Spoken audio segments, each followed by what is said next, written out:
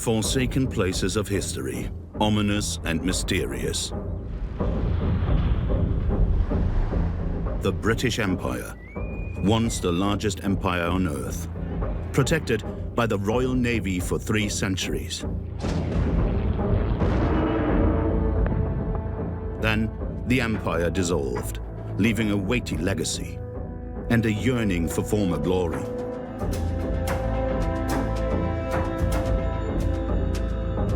Once the Royal Navy's pride, the world's best hospital suddenly became too costly. Haslar. People look at it and they think it costs major amounts of money, and it's essentially scrap now. A Caribbean paradise hit by natural disaster is hoping for help from their former colonial rulers. Plymouth on Montserrat. We were not going back to Plymouth. Plymouth is gone. The first British colony at the end of the world, abandoned, depopulated. Merasheen, Newfoundland. We were the last family to live over here 6 weeks by ourselves. That was it. Places full of personal memories. That's the only time I thought I want to go home.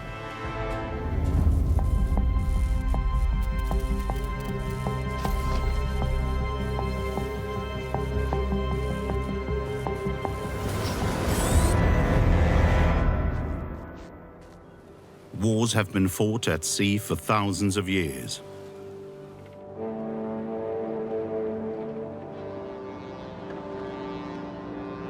The enemy doesn't pose the only threat.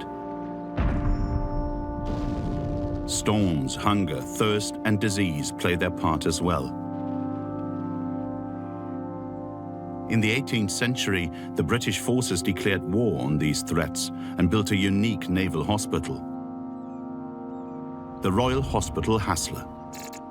The main aspect of the day in the 18th century, health-wise for sailors, was that more were dying from disease and injury than actually being sort of killed at sea by cannonball and shot.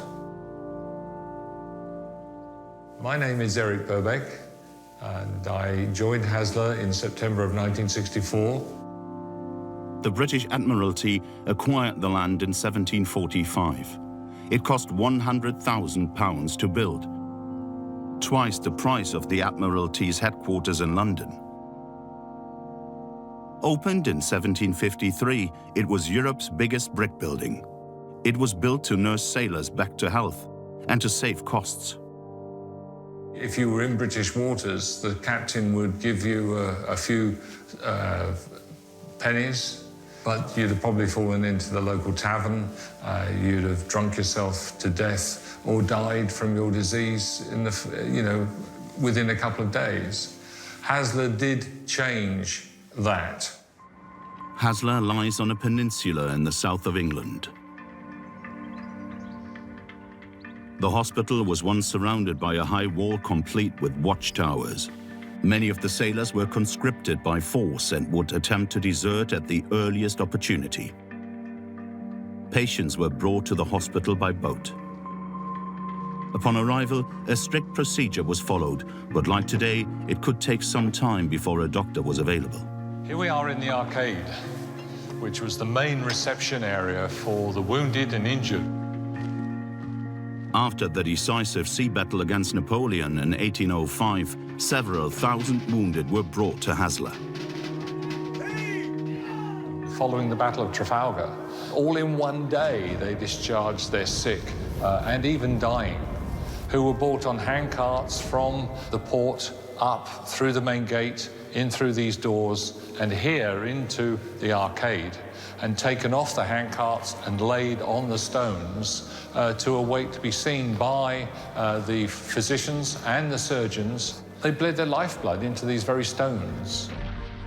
Trafalgar is synonymous with the Navy's glorious victory over Napoleon. Nonetheless, thousands are wounded. Soldier or sailor, they are patched up here at Haslar in order to be sent back to war. Fatalities from illness or lack of hygiene are common. We're in the paddock. It's known as the paddock, but it was initially the burial ground for Haslar. This area, which is some 9 acres in size, is estimated through the work by forensic archaeologists over the last 10 to 15 years, that there is some 20,000 plus bodies buried here. The dead are not all British. They lie shoulder to shoulder with Russians, Ottomans, French, as well as soldiers from the British colonies. They died after Waterloo, in the Crimean War, or because of hundreds of other battles. And in fact, in 1 or 2 coffins, there was more than one body. And extra leg or arm from an amputation, which caused quite a bit of interest when we first started to work with the archaeological teams. From the outset, Haslar Hospital stands for the modernization of medicine. Here's where scurvy caused by lack of vitamin C is first remedied, by administering fruit and vegetables. Haslar is also home to England's first blood bank, but for a long time, operations remained somewhat crude. If you had or needed surgery, your surgery took place in your bed in the ward or in a room at the end of the ward, which your colleagues and the other patients could hear your screams and cries. The first operating theatre opened in 1910. Medical progress lowers the death rate in the 19th and 20th centuries. Life expectancy, as well as the social status of naval officers and crews, were on the rise. The empire grows and reaches its peak dimensions in 1920. In all of history, there has never been a vaster empire or one with more subjects.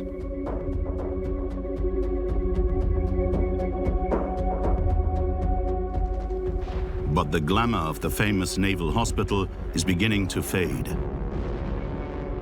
When the Normandy landings are planned in 1944, Haslar no longer plays a part. In the wake of the victory over Hitler, Britain has no further need of the venerable hospital. It began to be realized that Haslar, being nearly 4 centuries in service, was not lending itself very well to being transformed to deal with modern-day casualties of war. They needed a more central hospital of excellence of the period, and it began to actually sign the death knell for Haslar itself. Eric Burbeck, technical director of Haslar for 32 years, retired in 1996.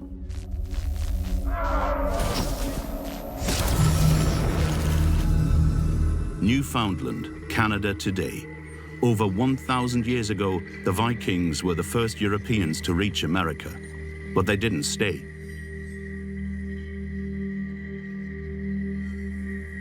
In 1583, Newfoundland is claimed by England under Queen Elizabeth I. The islands are given the name of Newly Found Land, which in turn becomes Newfoundland. It is the foundation stone of the subsequent empire, but there are few riches to be had on these bare, cold rocks in the northern Atlantic.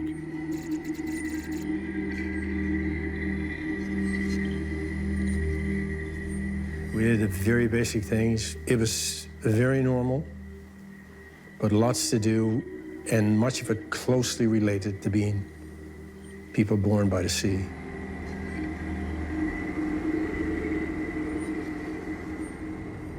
My name is Raymond Joseph Han, born April the 7th, 1950, in beautiful Merasheen, on Merasheen Island, in Newfoundland's far greater bay. Only the turbulent seas around Newfoundland kindle desire with their rich bounty of fish. Cod is particularly abundant, so much so that people believed that these fishing grounds would never dry up, the basis of the livelihoods of many. Very few people didn't make their living from the sea. Almost exclusively, everybody had their own boat. This area of the plant, back in the day, was used to salt the fish after it was processed on the wharf.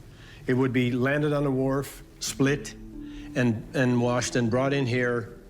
And all of this area here was filled from floor to ceiling with salt codfish. Newfoundland becomes part of Canada in 1949. Ottawa, and the Governor-General, Lord Alexander, meets Prime Minister Saint-Laurent to sign the bill ratifying the agreement to bring Newfoundland into the Canadian Commonwealth. The vast addition of Newfoundland and its dependency Labrador brings 325,000 new citizens under the Canadian flag. Compared to the rest of Canada, Newfoundland was very much behind the time. Many still lived as in the 19th century. A program of modernization is launched to tackle that. The era of industrialized fishing has begun, with frozen fish, large trawlers, and fewer crew.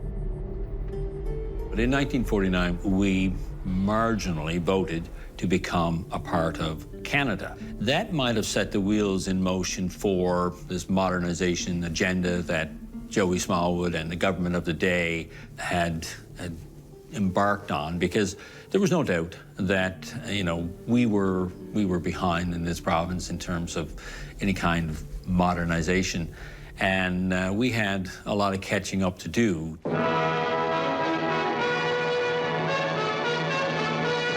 Moving house in Newfoundland can cause a lot of excitement. One reason is that here, moving house means just that, taking the old homestead away, lock, stock, and barrel, and putting it somewhere else. The government attempts to relocate inhabitants of remote villages into so-called growth areas.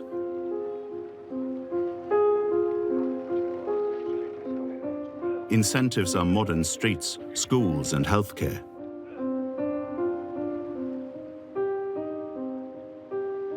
Things that don't exist in remoter parts of the land.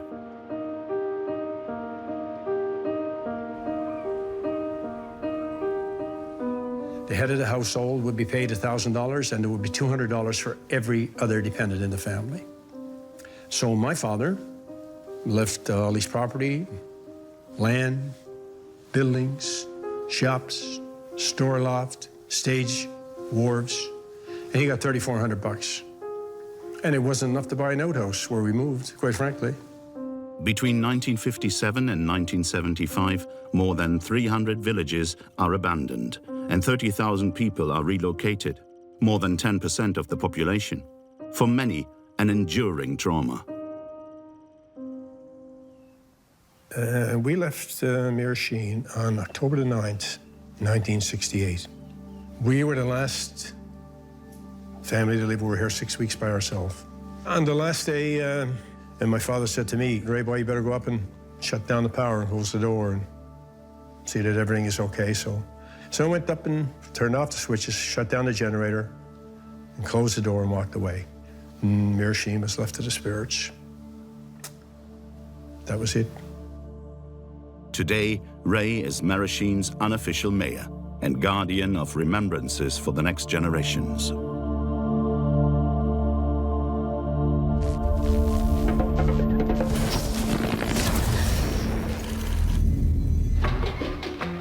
Up until the 20th century, more than a dozen Caribbean islands were part of the British Empire. On her visit to the region in 1966, Queen Elizabeth II stopped over in Montserrat.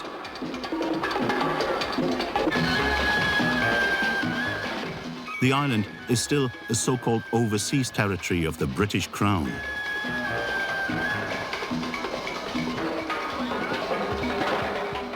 The Royal Navy remains active here to this day.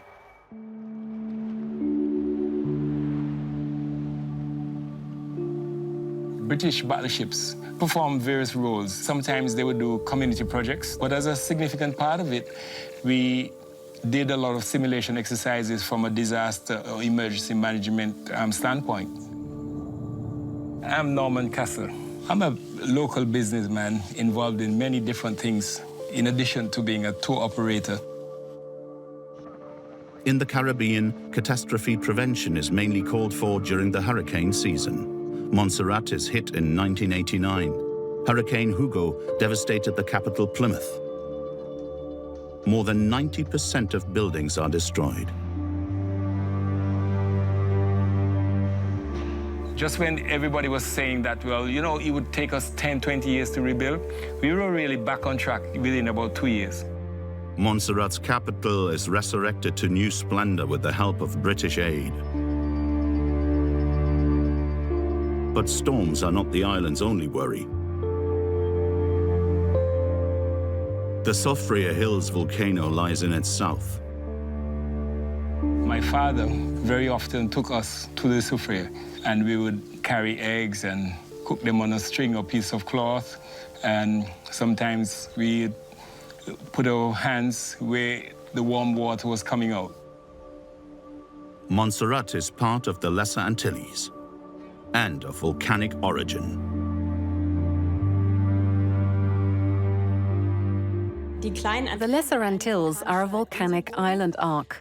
These arcs mainly come about in zones of subduction, which means that one plate is pushed under another. In this case, the Atlantic Ocean floor slides under the Caribbean plate, and deep down in the earth it is very hot, which can cause fusing, and beyond the subduction plate confines, this can create volcanoes that in turn bring about such island arcs. As part of the reconstruction after Hurricane Hugo, the island's airport is to be expanded. It lies at the foot of the dormant volcano. They found these Indians that had died in these contorted positions. And the archaeologists told us at the time, these people were killed from pyroclastic flows.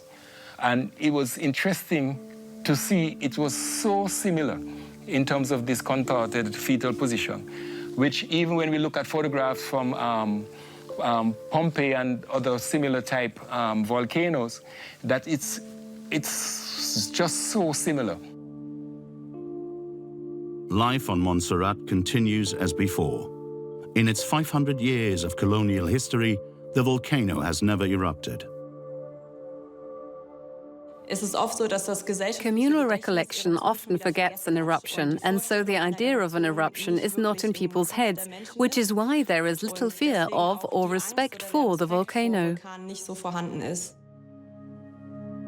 But on July 18th, 1995, Soufriere Hills comes back to life.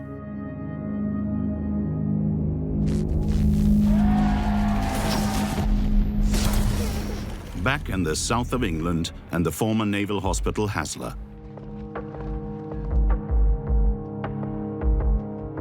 Tens of thousands of British sailors were treated here.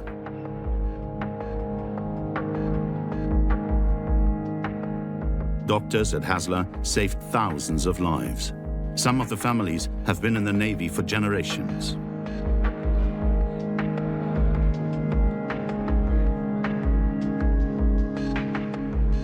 My brother was in the Navy, my dad had been Navy. It just seemed a natural choice. I'd always wanted to go into nursing, and I wanted to travel, so I joined both together. Hello, I'm Marion Houghton. I started at Haslar in 1974. I did 22 years as a nurse in Queen Alexandra's Royal Naval Nursing Service. Almost everything at Haslar is based on proud British traditions.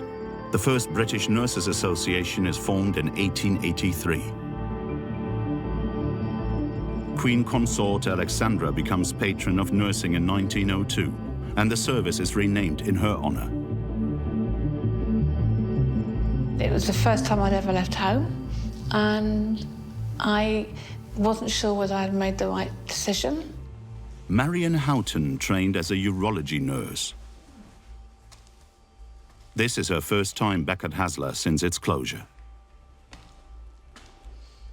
The bed used to be all the way down, and that used to be one of the nurses' station was there with all the computers where the nurses used to sit and write up patients' notes, telephone other wards. And of course, because it was a Nightingale ward, from here you could see all your patients. Florence Nightingale is known as the inventor of modern nursing. She introduced new hygiene guidelines during the Crimean War and was able to reduce the mortality rate among the wounded from 42 to 2%. Even today, open wards are known as Nightingale wards. All these openly visible beds presented Marion, who was only 18 at the time, with a delicate dilemma. She had to shave a young sailor's genitals in preparation for an operation.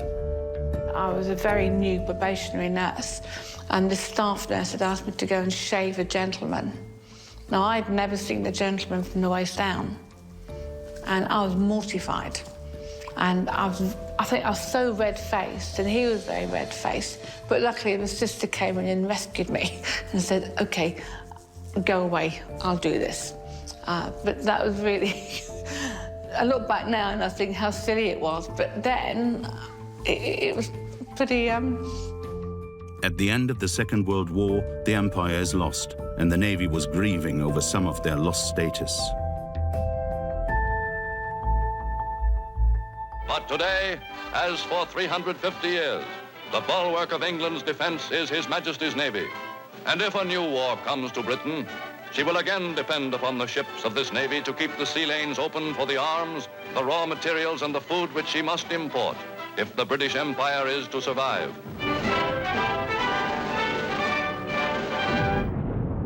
During the Cold War, the Navy barely sees any action until 1982. In the spring, nurses are recruited for service on the Falkland Islands. Well, I thought the Falklands was in Scotland. I'd never heard of this place before. I don't think any of us had. We said, yeah, that's fine, we'll go. As you do, but very, you know. And we thought this was going to be a bit of a jolly, as you do. And going down to the Falklands, that was lovely. It was sunshine, you know, we were busy getting wards together, but we honestly thought the time we get down there, we'll be turned around and sent home, because it'll all be over. But it wasn't. The Falkland Islands are a largely disregarded remnant of the British Empire. They host more sheep than people. Argentina, then a military dictatorship, laid claim to the islands in the southern Atlantic. On April 2nd, 1982, Argentinian troops occupied the islands. Great Britain readies its warships to take the islands back.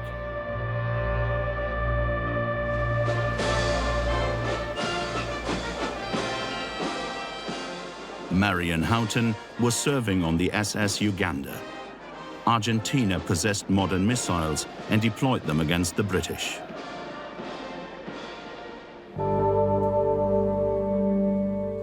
And then the HMS Sheffield was sunk. And that's when reality hit home, when we got the casualties from HMS Sheffield. The destroyer HMS Sheffield was hit by an Argentinian Exocet missile and caught fire.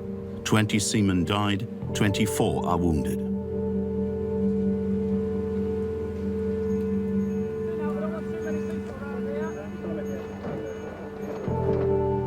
Certain people died on the Sheffield. And I think that's when we really realised that this was for real. And it wasn't just a jolly, and it lasted 4 months. The British are the far superior force, but they still suffer losses. Marion Houghton usually works in urology. In the southern Atlantic, she experiences the life of a nurse in a war.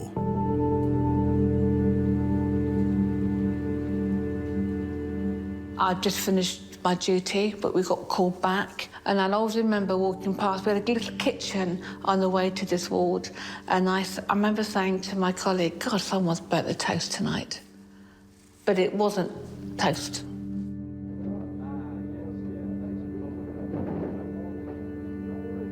And you open these two doors and you're just faced with all these burnt faces. And that's the only time I thought, I want to go home.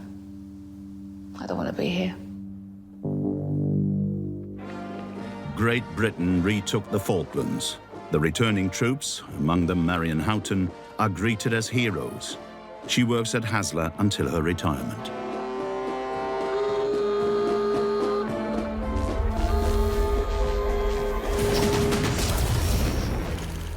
Newfoundland is of strategic rather than economic importance to the empire. It is here that during the Second World War, the vital passage of US convoys across the Atlantic is secured, by ship or by plane.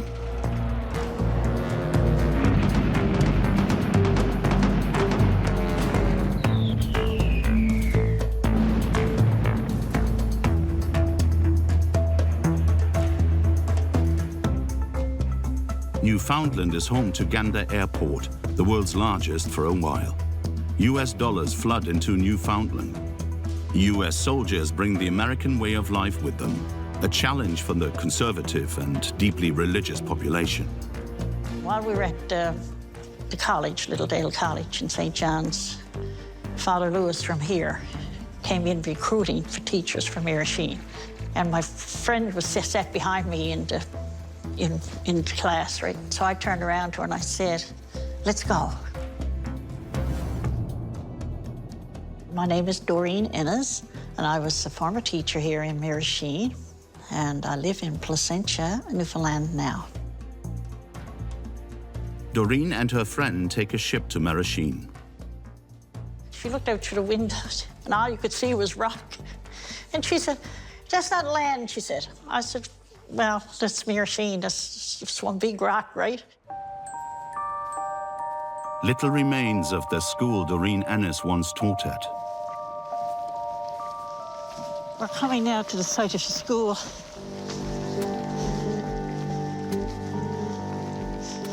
All you see now is the foundation.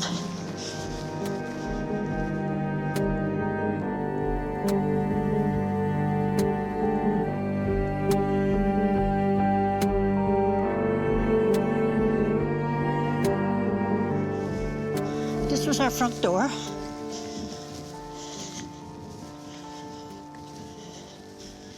That was my classroom right there. Right there, my classroom. While Newfoundland's per capita income increases once it becomes Canadian, it still remains well below the North American average. From 1957 to 1971, 3,000 to 4,000 inhabitants leave Newfoundland every year. Doreen Ennis and her fiancé are among those who leave.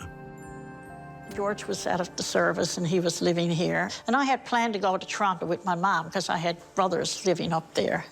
And George said to me, perhaps the two of us should go to Toronto. So we went to Toronto. We got married in Toronto. And we stayed there for a year. Both of us worked. I didn't care much for it. And so we decided to come home. But the authorities want to abandon Merasheen and other villages. Priests are recalled. Public services shut down. Even the ferry service that connects remote communities with the mainland is set to cease. The whole way of life changed. I don't know how people got over it, especially the older people. And had they stayed here, they would have had to continue on making a comfortable living. It was still the stupidest thing that ever happened, that resettlement. Doreen spends every summer on the island. This rock in the northern Atlantic is still her home.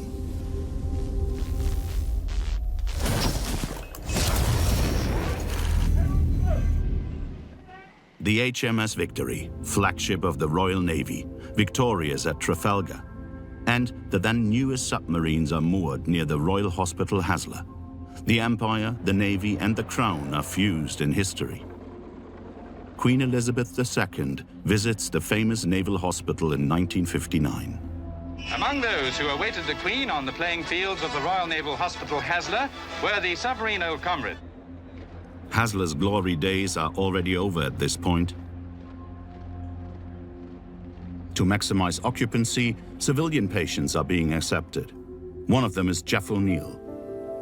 If you went to your GP with a problem, there was no, what hospital shall we send the patient to? It was always Haslar, because Haslar had specialists in every field you could possibly think of. My name's Honorary Alderman Jeff O'Neill. I'm a former Mayor of Gospel. I've been associated with Haslar Hospital since some 55 years ago now. Haslar has stood for medical progress in the Royal Navy since 1753. Warfare benefited medicine, as it caused many injuries that required inventive treatments and cures. But with the decline of the empire in the 20th century, Haslar's role became less prominent. Haslar is a military hospital, a Royal Naval Hospital, Haslar. So you know you're going into a military hospital. And you can tell that because it's self-evident of the discipline that is in the hospital, the dress that the nurses and the officers wear.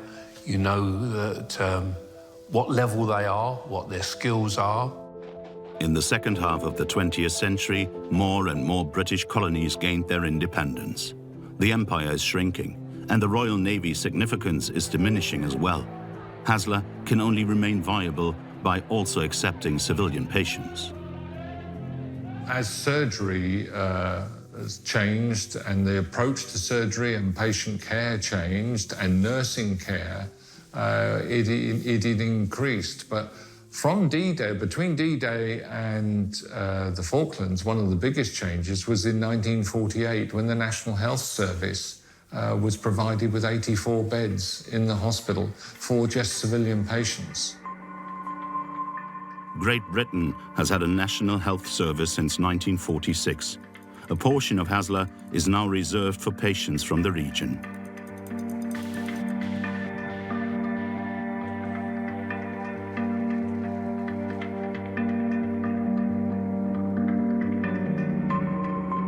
It came very suddenly and almost out of the blue. I had severe chest pains and I couldn't breathe. And my wife rang for an ambulance. I was initially very scared when I was in the ambulance and I was brought here. Haslar remains a Royal Navy institution. But there are just not enough wounded soldiers to fill such a large hospital.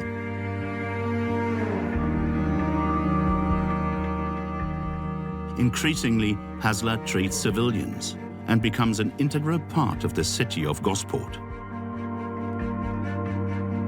Oh, it was fundamentally important to us. It was important for the economy. It was important for the plot. It played in Gosport, all the staff. And of course, it was important for the care that they gave to.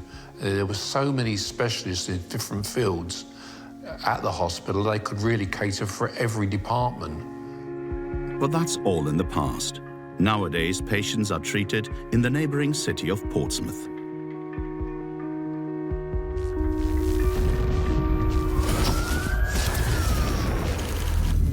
This is a warship Liverpool with the Montserrat volcano shipping warning.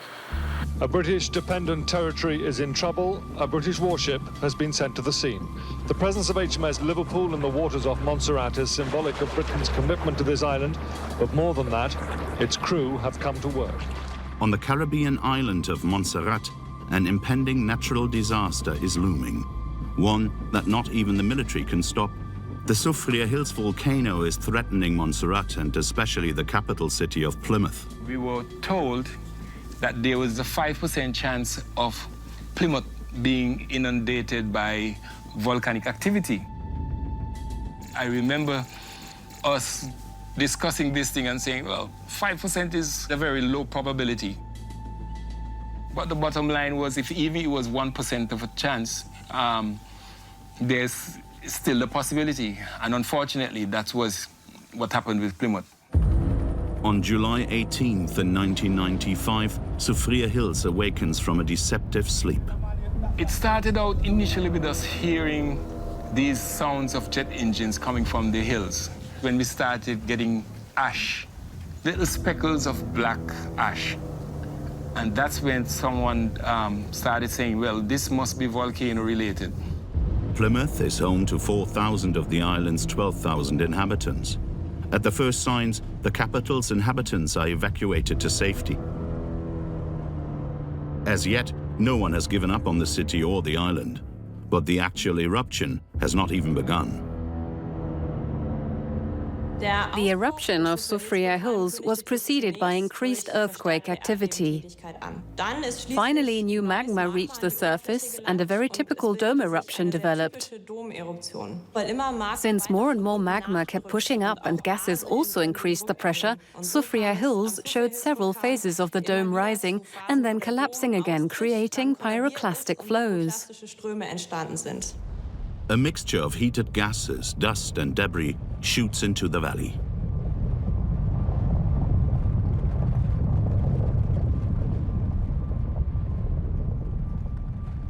The first time I had some fear was when I was driving in the Eastern Corridor, an area that we were not supposed to be. And that was just like about 2 or 3 days, folks got killed. And a pyroclastic flow passed me in the valley section going down. And of course, I started praying. Thousands of tons of superheated rocks speed down the slopes.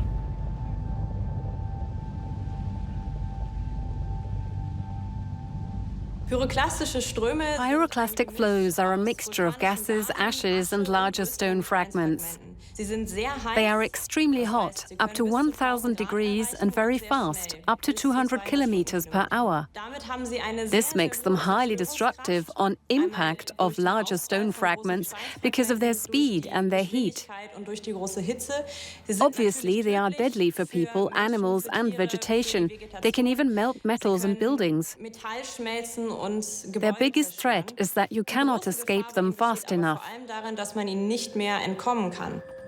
Several dozen of these pyroclastic flows shoot down the volcano. Capital city Plymouth is buried under debris and ashes. Luckily, the south of the island had already been evacuated.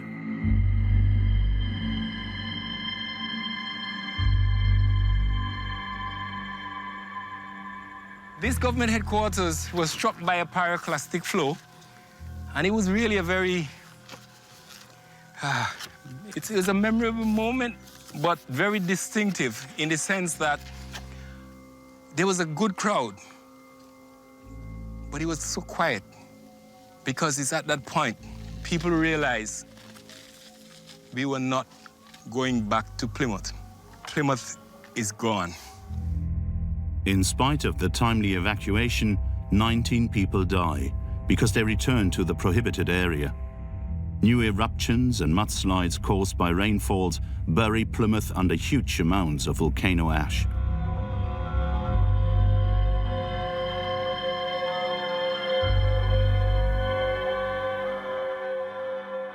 Today, large parts of the city are still covered by meter-thick layers. If you look around, it's billions of dollars worth of infrastructure that litters this landscape. Well, used to litter this landscape because now most of it is buried. Although this causes severe economic loss, it also produces economic opportunity. So we can see some of the pumice, sand, and different types of material. This material has now spawned a very interesting sand mining industry.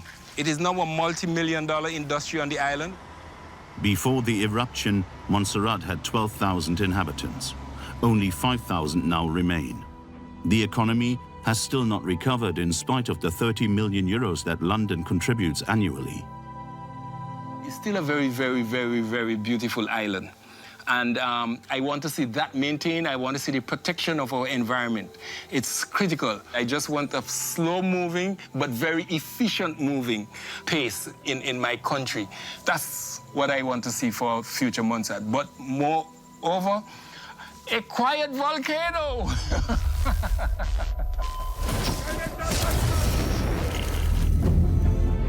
The ocean off the northeast coast gives to the nation an abundant variety of seafood. In places like Merasheen, cod fish is traditionally dried or salted before it's sold. But modern fishing boats can freeze the catch directly on board. Demand for salted cod is declining. The remaining fishermen can barely make ends meet. Two of the last remaining fishermen in Merasheen are Jared, also known as Carter, and Rita Pomeroy.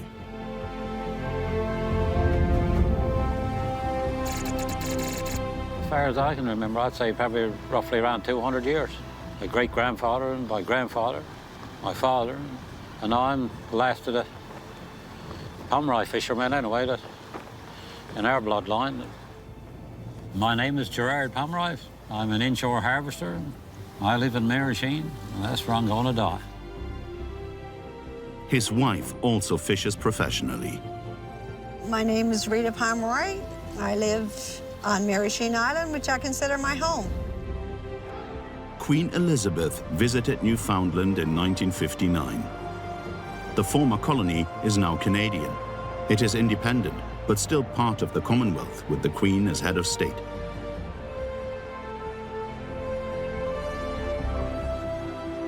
The abundant natural resources are proudly displayed, but this wealth is finite.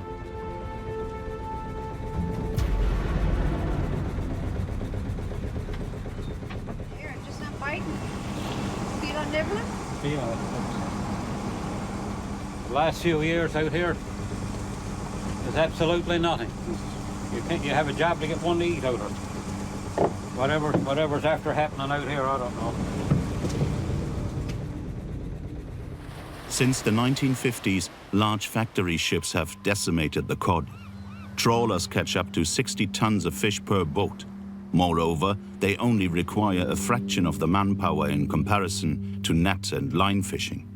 Securing a livelihood through small fishery in Newfoundland is gradually becoming impossible. In 1992, the Canadian government implemented the cod moratorium, totally banning cod fishing. An estimated 38,000 fishermen and factory workers lose their jobs. The moratorium was only meant to last for 2 years. You can feel them nibbling, but they're not biting. They're probably too small to get on the hook. We have a lot of recruitment of very small fish, which is good for the future, but not good for us today. I'll make another move. I move somewhere else.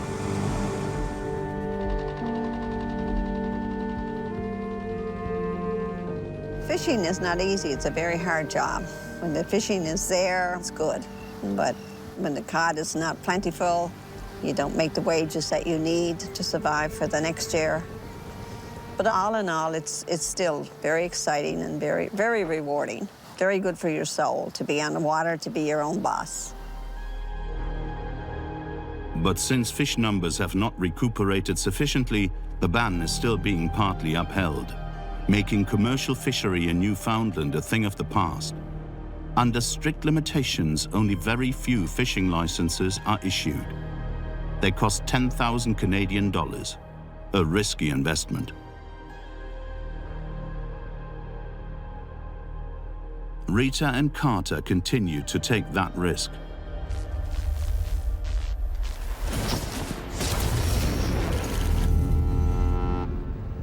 Nostalgic for times past, the good old day, even the British Navy knows that feeling. It was the world's mightiest navy for over 100 years. But during the second half of the 20th century, it dwindles down to a significantly smaller force. Cost saving is the buzzword, and the legendary naval hospital Haslar is no exception. I was very young, 17. I came from Glasgow, the cold and dreary north. I thought a bit of world travel was just in order. But some glib recruiting chap told me, medic's the job for you, my lad. Did I have any kind of medical background before? Absolutely none. Hi, I'm Commander Bill Durning, Royal Navy retired, and I was the last military officer appointed to this hospital in 2009. Haslar was a military hospital since 1753. It wasn't until 1948 that civilians were admitted, but the essence of Haslar has remained strictly military. That's why they send you to Haslar, because the point of the training is not for me to work in a hospital, me to work in a ship, to deal with any emergencies that occur at sea or in an active operational military unit somewhere. But of course, hospitals are where the patients are, and hospitals are where the training takes place. The core function of Haslar, the treatment of war wounded, is no longer really called for, and the Royal Navy is shrinking. In 1950, it still boasted 400 vessels, 12 aircraft carriers, 66 submarines, 280 destroyers and frigates. In 1970, only 130 vessels remain, and this number dips below 50 in 2004.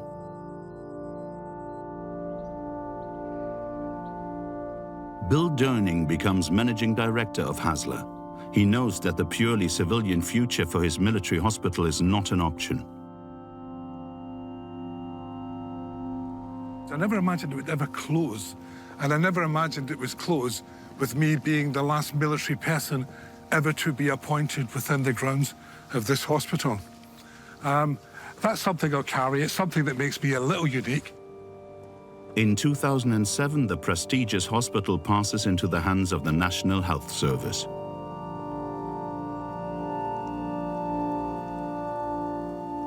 Just as neighboring Portsmouth is building a new modern clinic, Haslar closes its doors forever in July 2009.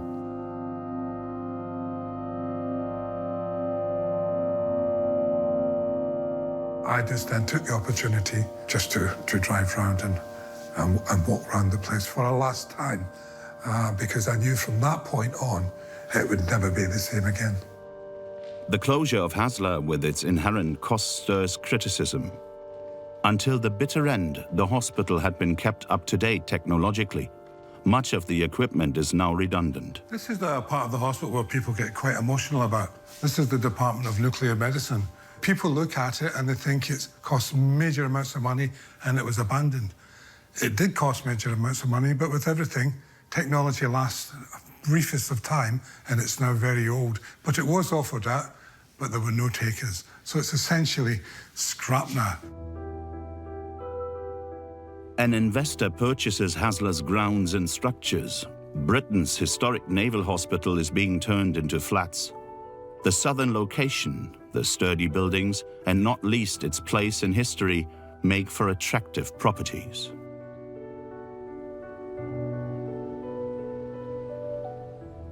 And as you can see here, they're demolishing all the additions. The place now, what they'll use for it, it'll end up being accommodation. And once they've finished all of this, I wouldn't be able to afford to come and live here. It'd be so expensive.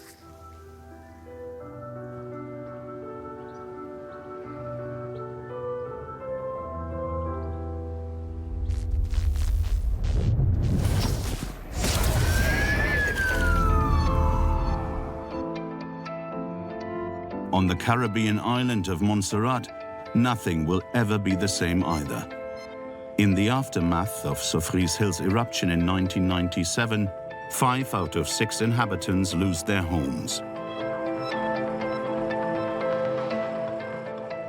A then 14-year-old witnessed the catastrophe at close quarters. I was at school.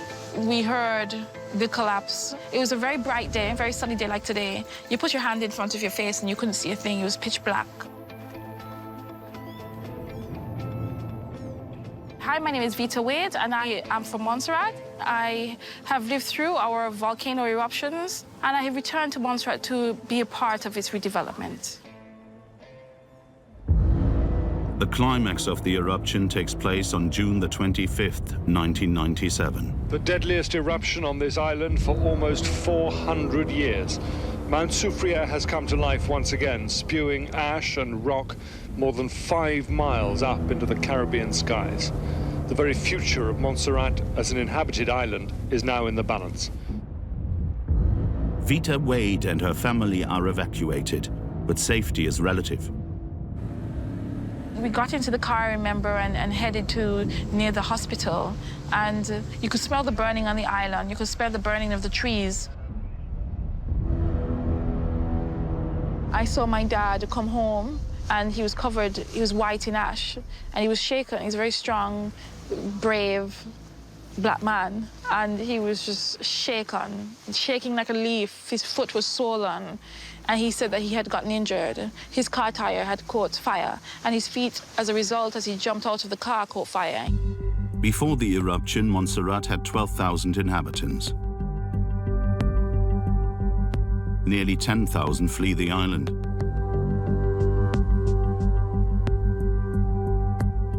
The fact that fatalities are limited to 19 prompts some relief. Plymouth, though it was completely destroyed, remains a positive example for the work of volcanologists. Because the eruption announced itself seismically, via smaller explosions on the surface, it was possible to warn people in advance and evacuate the city. On Montserrat, 6,000 people were relocated, and while their city was razed to the ground, we have relatively few fatalities to lament. After the eruption, Montserrat's premier travels to London. His island is a British overseas territory and in need of support for reconstruction. The Labour government of Britain remains fully committed to the viability of the future of the island of Montserrat. We are determined that those who leave the island will be able to do so if they wish to do so. The mother country has been the destination for migrants from the Caribbean for generations. Vita Wade spends 10 years in Great Britain before returning to Montserrat. My greatest wish for Montserrat is that our people don't have to leave to live, learn, or earn, and want to come back home. We value Montserrat, and we want to come back home as well to be part of its redevelopment. Vita has formed a society that teaches children a conscientious approach to the environment. Montserrat's future is to be green. In the 20th century, history's largest empire is reduced to an average European power. Some former territories and colonies experience this change dramatically. The new freedom is not always fortuitous. Others, like Montserrat, retain close links to the mother country on a social and, out of necessity, also financial basis. In Great Britain, the loss of the empire causes some phantom pains. This feeling is particularly poignant in places of once greater glory.